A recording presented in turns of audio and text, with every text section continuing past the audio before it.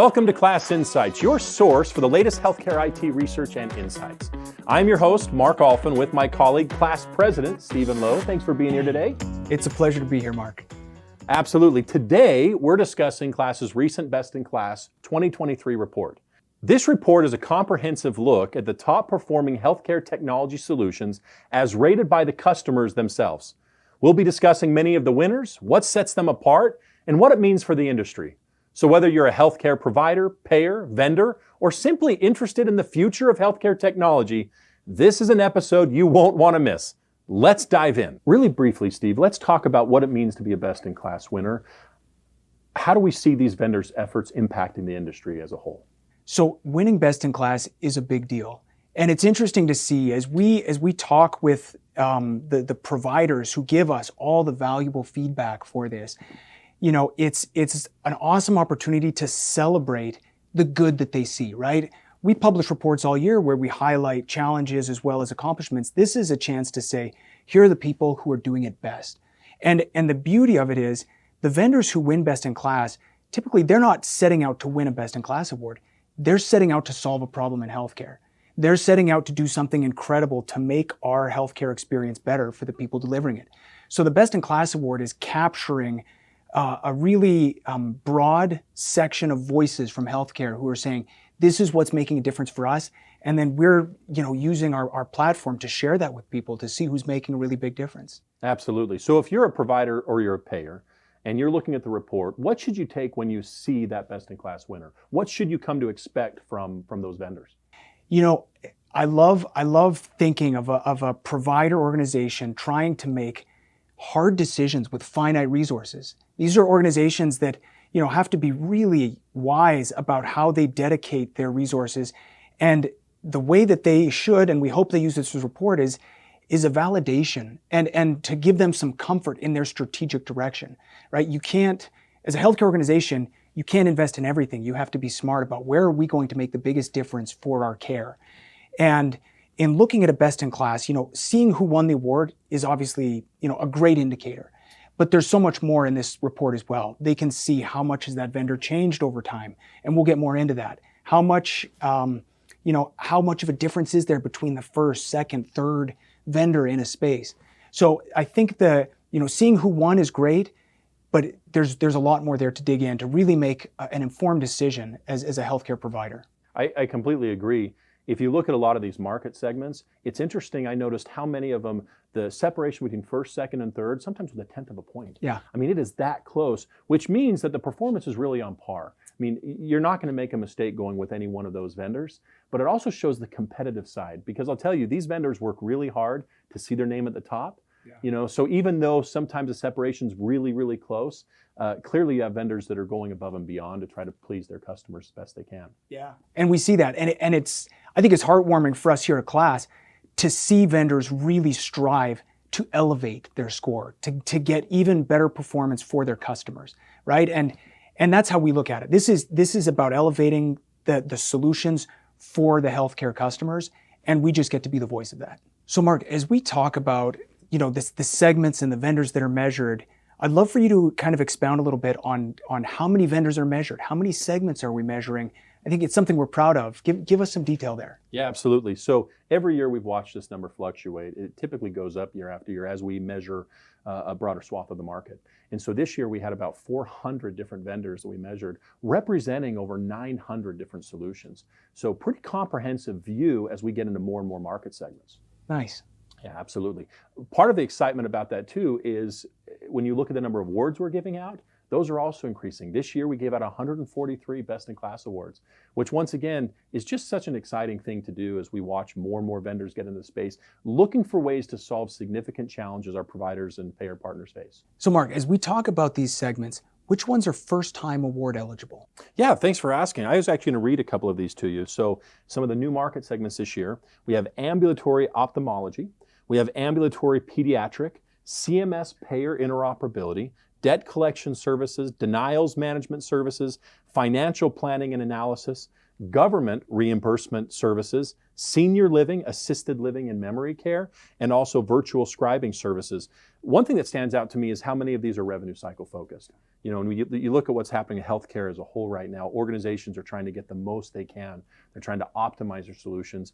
As you know, money's tight right now. The economy's difficult. So once again, it's natural that a lot of these market segments are popping up around revenue cycle and outpatient. The focus on getting providers to the patients, you know, in outpatient settings or in the ambulatory setting. So I think those are some of the energies driving these new segments.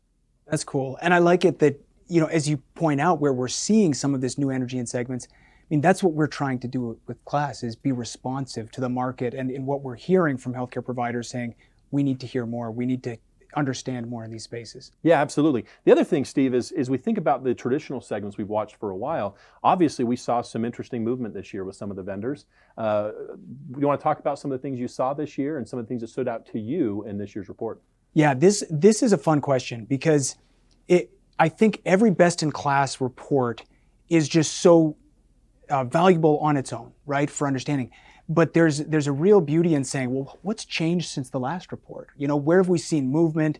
And there are some areas, Mark, where it's interesting. Some areas where we've seen kind of a divergence, where you see some vendors rising to the top and some falling, and just a really stronger differentiation in who's winning and who's losing and who's who's delivering and who's not. There are other spaces where, quite frankly, we've seen decreased scores across the board. So let me give you an example. Yeah. So a few of these segments where we've seen scores struggle a little bit and drop consistently across all vendors is ERP. So we've seen, you know, a little bit of a decrease in performance in all competitors in the ERP space, some more than others. Another example is Pop Health. And this one is fascinating because there are a lot of vendors and it's a competitive place. You know, the scores, I think there's still a gap to be filled for vendors to live up to the promise of what's trying to be delivered with Pop Health software. It's interesting that from what we're seeing with providers, every score in that space except for one went down. And the one that went up didn't go up by much. So we've seen, I think, an unfilled promise in that space. The one other where we've seen kind of across the board decrease is behavioral health. And this is a space with a ton of energy. I was at the health conference last year, and it was one of the hottest topics there, with new vendors proposing, you know, promising new ideas for solutions in the behavioral health space.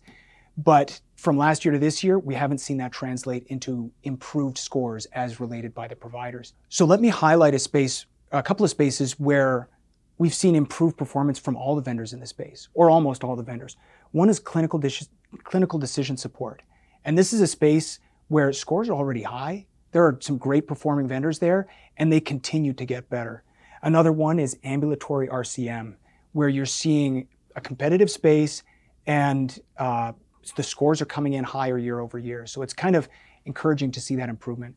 I mentioned to you earlier the spaces where we get that divergence. The one that I'll mention there is data archiving, where we've really seen some of those vendors rise to the top and really perform more strongly year over year. In fact, Galen was an example of that. Just a big improvement in their score. They've kind of risen to the top. Some of the other vendors have dropped significantly. So it's fun to look at these spaces and how they evolve competitively. You know, diving into the best-in-class report, you'll see as you read the report, our readers will see, you can generally see the change year over year and start to ferret some of these out. But it tells a story. Absolutely. You mentioned population health. You mentioned some of these where scores were going down a little bit.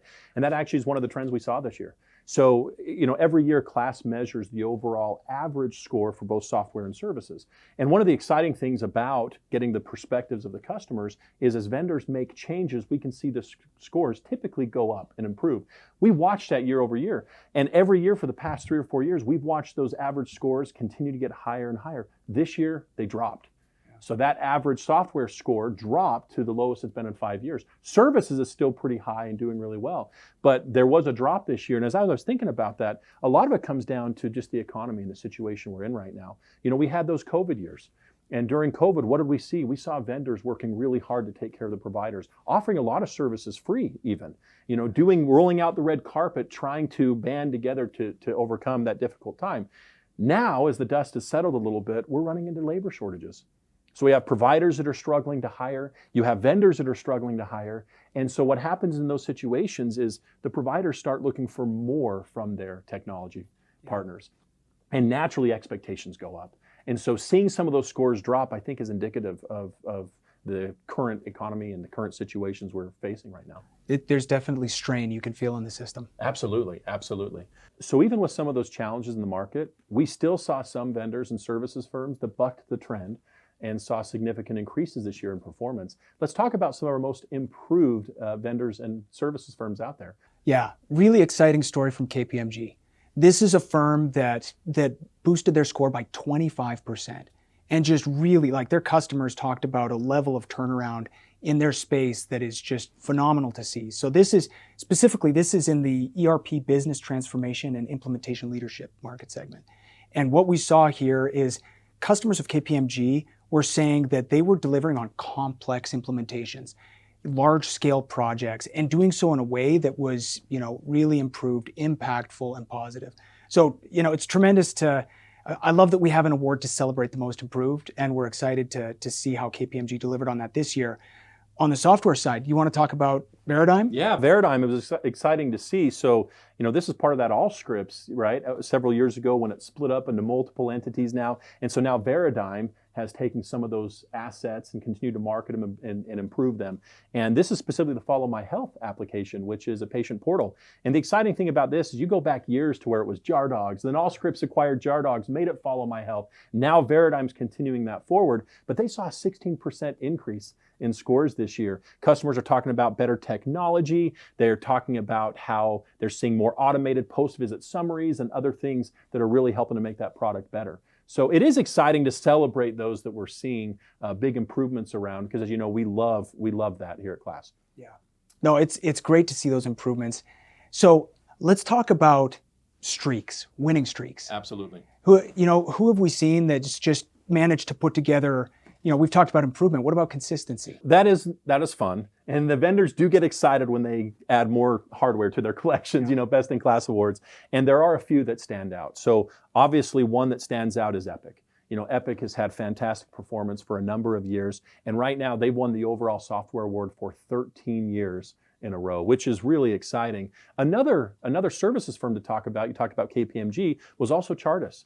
Chartis Group has now won the Healthcare Management Consulting Award for 3 years straight. And then alongside them, Nordic has also repeated for the overall IT Services Award.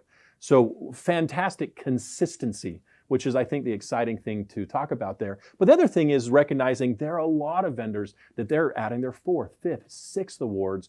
Once again, showing that it's not just a flash in the pan, not just a one-time deal, but over time, they're very consistent performers. Yeah, they've figured out a way to consistently have a good experience for their customers. And we hear that, it translates into scores and wins.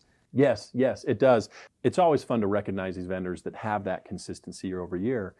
But it's also exciting to look at some of the first-time winners. And as you know, we had a number of first-time winners this year, and we just like to congratulate them. Yeah, we hope it's the start of an awesome journey for them. So congratulations to the first-time winners as well. Yeah, for sure. Another thing that stood out looking at this year's report is when you take a look at the quality of implementation. Yeah. So this is important, but it's interesting to note that 81% of the best-in-class winners have the highest quality of implementation score in their category, in their segment.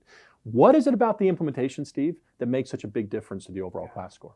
I think this is fascinating. And we do this often. We look for, because we have a number of elements to the KLAS score. And where is there the strongest correlation with different types of performance? When it comes to best-in-class winners having such the highest correlation with implementation scores, I think there's a real strong message here that getting off on the right foot matters, right? This is how a relationship and success between a vendor and a provider really gets established. So if the implementation is done well, if it's done, with the right type of engagement and collaboration, and they get their systems performing quickly in a way that starts to meet the expectations, then you see scores go up in all sorts of other places, because the foundation is there to build on success with what that solution is supposed to deliver. So it's an element that we're actually digging into more here at KLAS.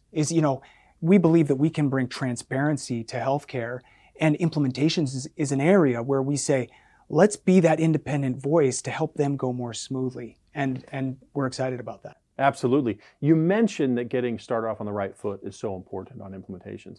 But also, if you stand off on the wrong foot, it also causes challenges where sometimes we've seen in our data years later, challenges that are still surfacing on the provider side and payer side due to a poor implementation. Yeah. So it just speaks to how important it is to really get that implementation right out of the gate. And some of it is really an impact on the product itself, like how well it performs over months and years. Some of it too is the relationship. And people have memories about how bumpy that road was to get their software installed. So a super important part of the equation for sure. Those are helpful insights about the implementation, Steve. Another thing that was really fun to do, and we both got to do this year, were these congratulation calls to the vendor and services firms themselves.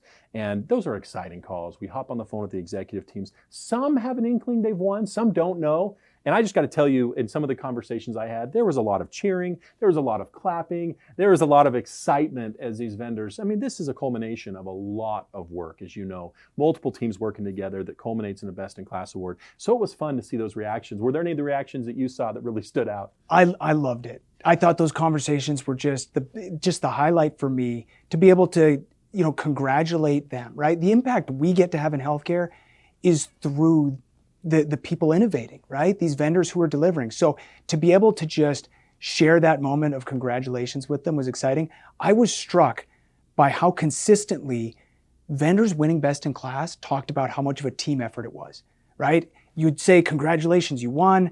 And they would talk about, this took everybody. This was about a company-wide effort, a company vision, and a focus to really delivering for our customers that made this happen. So really gratifying to see. And it reminded me of, the videos. So we started this tradition last year. We've got, at our Best in Class Awards show, we ask vendors to share a little video that just shows them a little bit of their personality, their excitement as they accept their award. So I'm excited to see what they come up with again this year, and to celebrate as a team. Those are always really fun to see.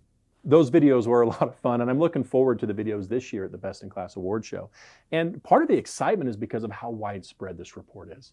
We have over 1,000 providers that log in every single week. In the first week that this report's been available, we've had 27,000 people access that report. So this is widespread, and it does matter. And if you haven't seen that report yet, be sure to go to our website, classresearch.com, and click on the Best in Class report and check it out. It is exciting. Steve, thank you so much for being a part of with us today and having this discussion. It's been terrific. Yeah. Getting to talk about the Best in Class report is always fun. It's something that we're proud of, but it's not, I think, as proud as we are of it, we're more excited to celebrate the accomplishment of the vendors who are doing great things, and so grateful for, we have thousands and thousands of conversations with providers, just how amazing it is that they will take the time to talk to us and share exactly how they're being impacted by the healthcare technology solutions out there. It's, we couldn't do it without them, and it's a wonderful relationship that we have. Absolutely. So that's all for this episode of Class Insights. We hope you found our discussion of the Best in Class 2023 report insightful and informative. Remember, this report is a valuable resource for any healthcare provider or payer looking to make informed decisions about technology solutions, and for vendors wondering how to improve. To access the full report and learn more about the top performing solutions, visit classresearch.com. Thanks for listening, and we'll be back with more insights and analysis on the latest healthcare IT trends.